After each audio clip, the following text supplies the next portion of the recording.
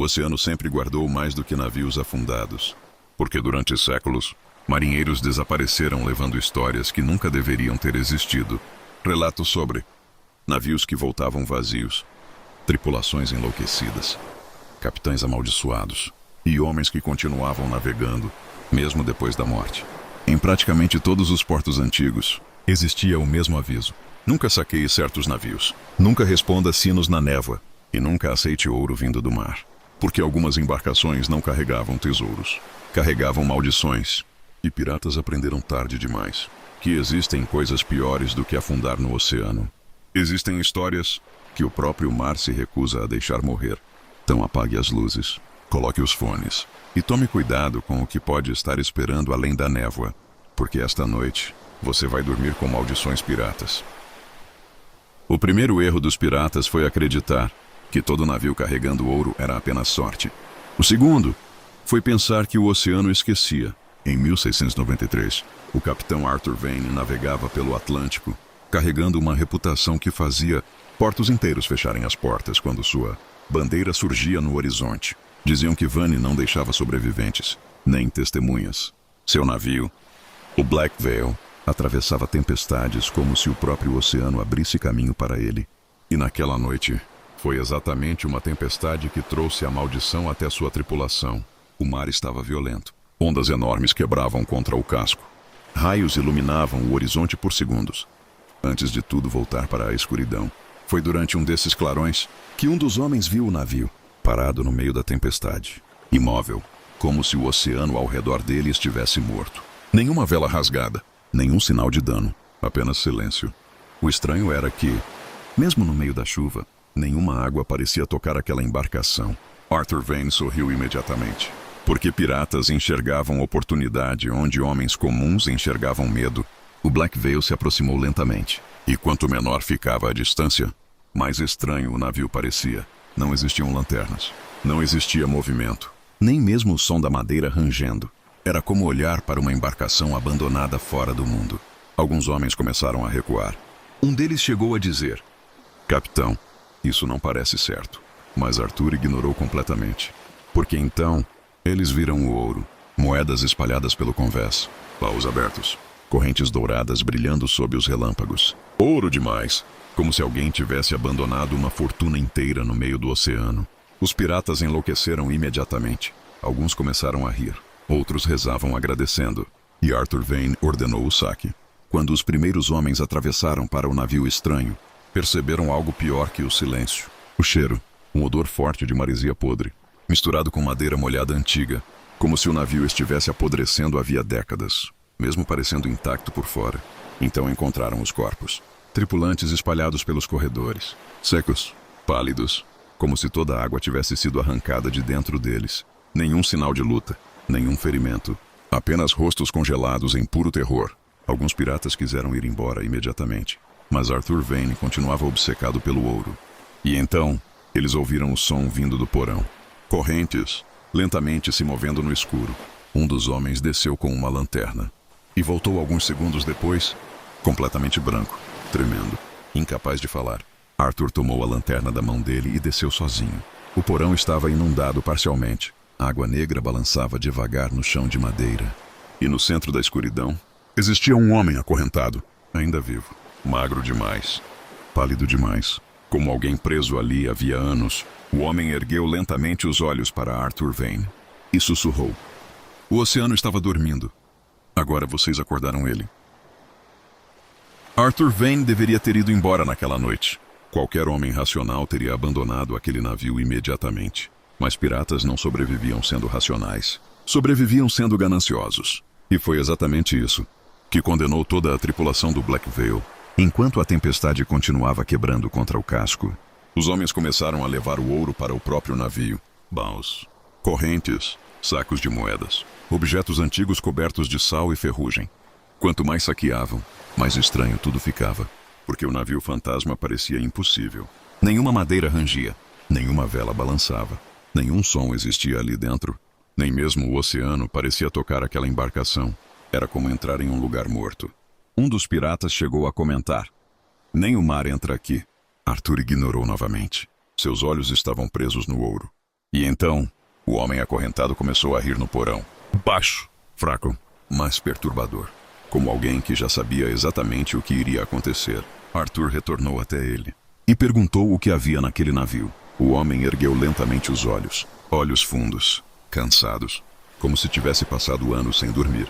Então respondeu: vocês já levaram a maldição. O capitão puxou a espada imediatamente, mas o homem não demonstrou medo. Apenas continuou olhando para a água escura balançando no porão. E então perguntou: você já percebeu? Arthur franziu o rosto. Percebi o quê? O homem sorriu lentamente. O oceano parou.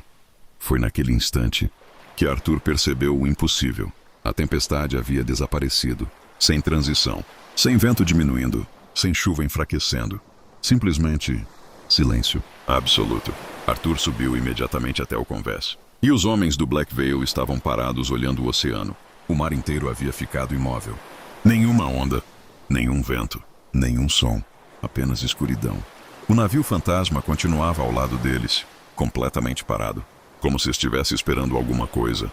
Então, um dos homens começou a tossir.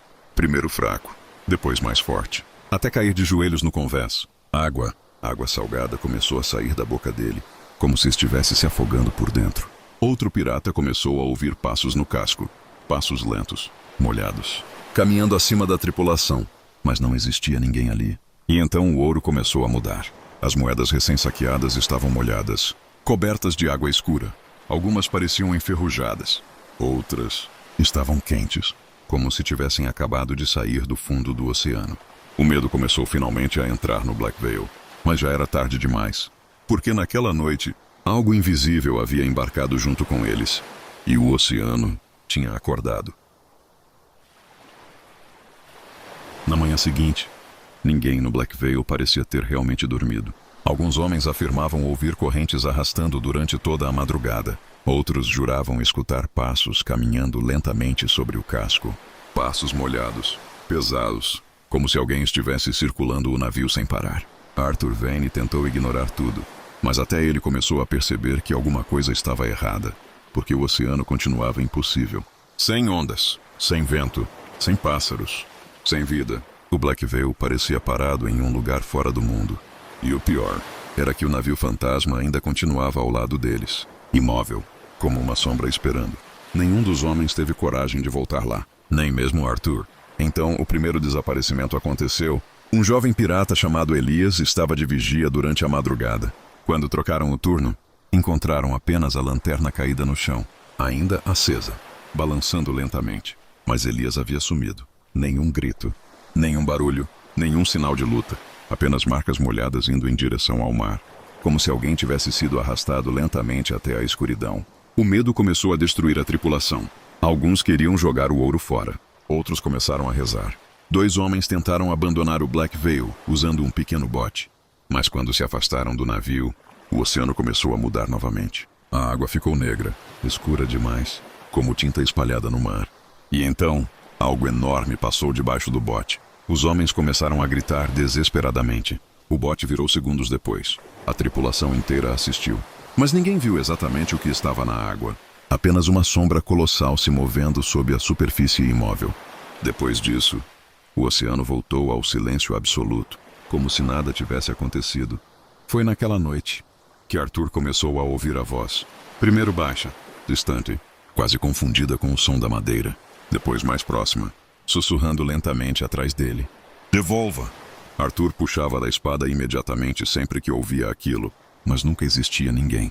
E então as coisas começaram a aparecer molhadas. Cordas, armas, perras, tudo encharcado por água salgada, mesmo sem chuva, mesmo sem ondas. O próprio navio parecia estar afundando lentamente em alguma coisa invisível. Alguns homens começaram a enlouquecer.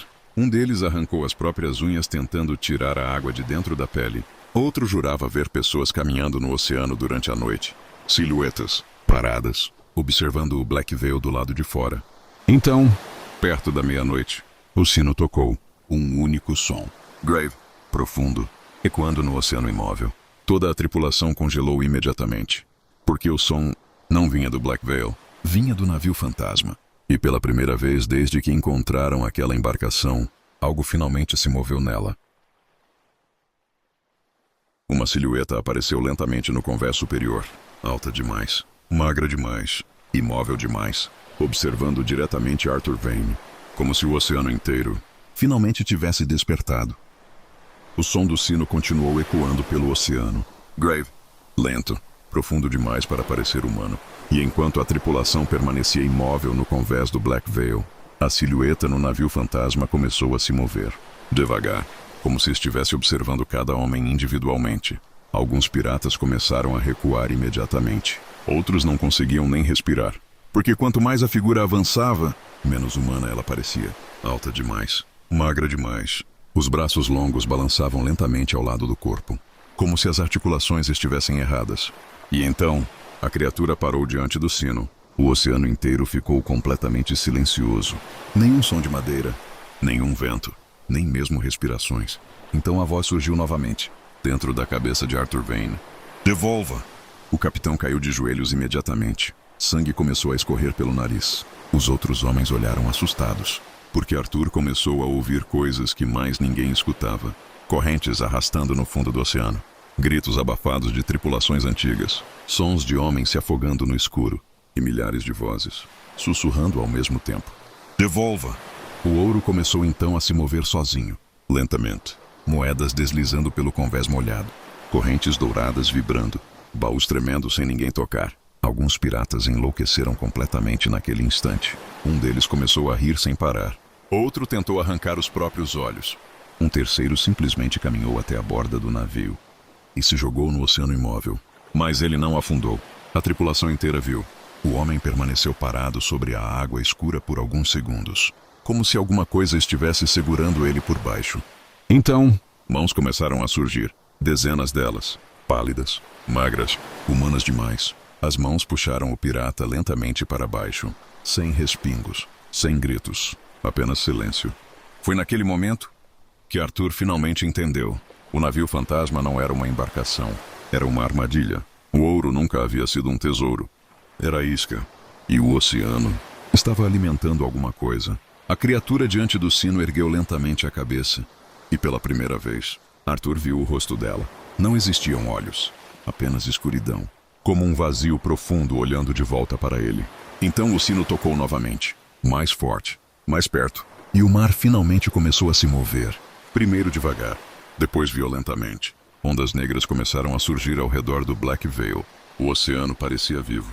Respirando, despertando. E sob a água, enormes sombras começaram a subir lentamente das profundezas. Não era apenas uma criatura. O oceano inteiro estava cheio delas. O oceano despertou completamente. Ondas negras começaram a bater contra o Black Veil como mãos gigantes tentando arrastar o navio inteiro para baixo. A tripulação entrou em colapso. Alguns homens corriam sem direção. Outros se jogavam no mar sozinhos. E alguns simplesmente paravam, olhando para as profundezas, como se estivessem ouvindo um chamado vindo lá de baixo. Arthur Vane tentou recuperar o controle do navio. Gritou ordens. Mandou cortarem velas. Mandou abandonarem o ouro. Mas ninguém mais obedecia, porque o Black Veil já não parecia um navio. Parecia uma embarcação condenada, lentamente sendo puxada para outro lugar. Então o sino tocou novamente, mais próximo, mais pesado. O som atravessou o peito de Arthur como uma lâmina. E naquele instante, ele viu, sob as águas negras, dezenas de formas gigantescas cercavam o navio. Sombras antigas, colossais, movendo-se lentamente nas profundezas, como criaturas esperando há séculos. A criatura diante do sino ergueu um dos braços longos, apontando diretamente para Arthur. Então todas as lanternas do Black Veil apagaram ao mesmo tempo.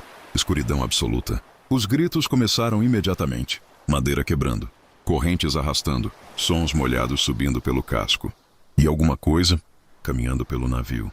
Arthur puxou a espada, mas já não conseguia enxergar nada. Apenas ouvia.